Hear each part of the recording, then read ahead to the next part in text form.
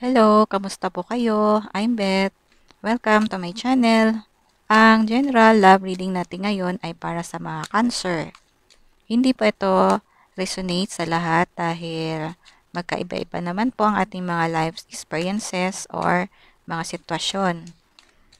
Magsilbing gabay lamang po ang mga messages na mapapakinggan nyo sa aking reading na ito. At bago po ako magpatuloy, ay nais ko munang magpasalamat sa mga nag-subscribe na sa aking channel.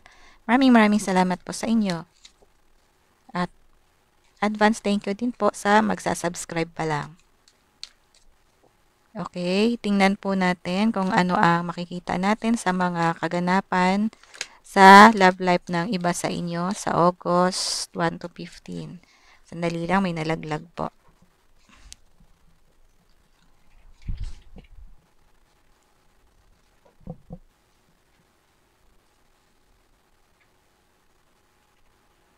Okay.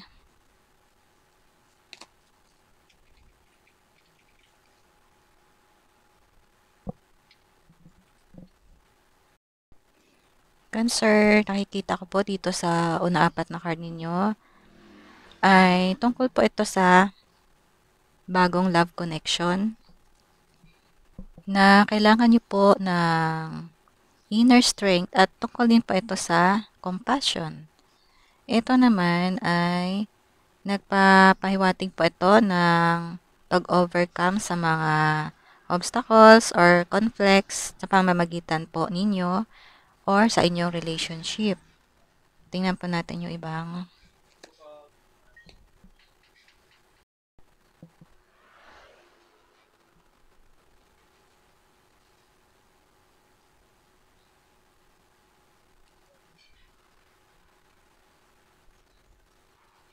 Okay, so etong magandang bagong love connection, feeling ko ay magkakaroon ng isang pagbabago. Parang ang inyong love relationship ay makakaranas po ng mga pagsubok. Parang makakaranas po kayo ng mga rough times sa inyong relationships.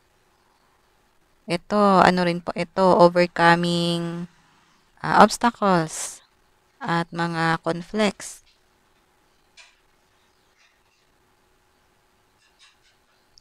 Ito namang the star ay pwedeng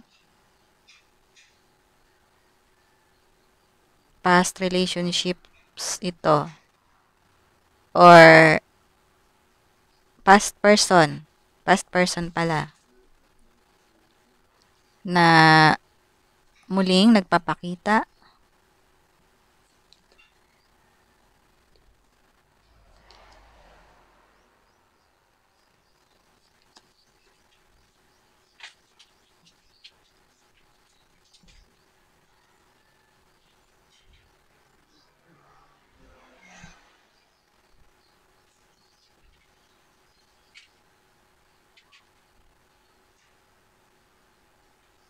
pwedeng ang mga nararanasan ninyo ngayon na pagsubok sa inyong relationships ay baka meron pong lumabas na isang problema or tao na siyang nanghihimasok sa inyong present relationships. Pwedeng nakikigulo or nakikialam.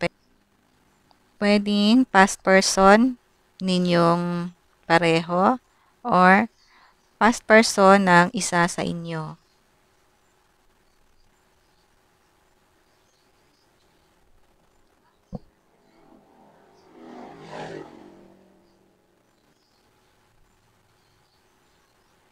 At sumasali siya sa eksena, parang ganun po. So, yan ang inyong kinakaharap ngayon na pagsubok sa inyong relasyon. Pwedeng ang inyong partner or ikaw ay meron ng dating asawa. Pwedeng ganun. Or ikaw or ang iyong person ay may past person na siyang nakikigulo bigla siyang lumutang at makikigulo sa inyong magandang pagsasamahan ngayon. Kaya kailangan nyo ng strength para po sa pag-overcome nitong problema ninyo.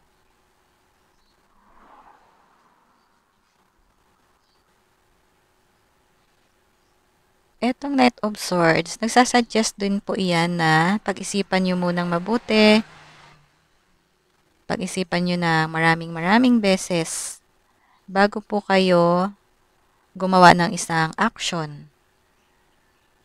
Kung mayroon man kayong pinaplano, ay pag-isipan ninyong mabuti. Or kung mayroon man kayong gustong sabihin, o pwedeng kayo, example ay galit na galit kayo kung sino sa inyo ang may problema or kung sino sa inyo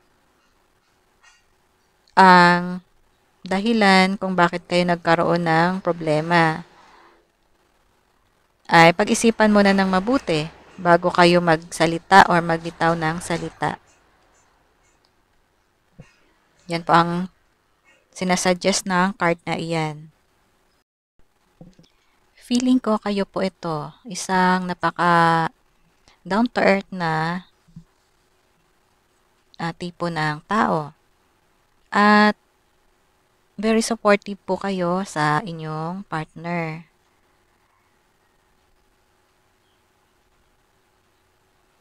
At ano man itong mga pagsubok na mararanasan ninyo sa inyong relasyon ay ma-overcome po ninyo pareho. Kailangan nyo lang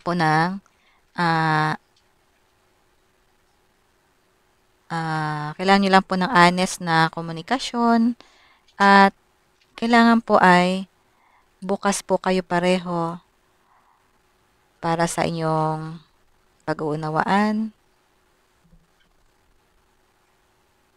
At dahil po sa inyong ugali na understanding po kayo, supportive, at feeling nyo ay kayo po yung responsable para alagaan ninyo ang inyong relasyon ngayon at para mag-work ay magiging successful po kayo.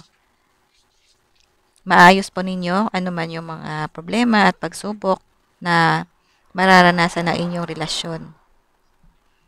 At magkakaroon ulit ng panibagong blossom sa inyong relasyon.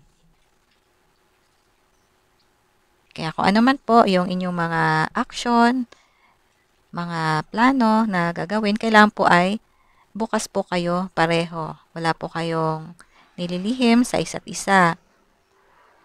Kailangan po ninyo ng open na komunikasyon dahil kung ano man po ang mararanasan na problema sa inyong relationship or sa pagitan ninyong dalawa, ay kayong dalawa pa rin po ang makakagawa ng solusyon.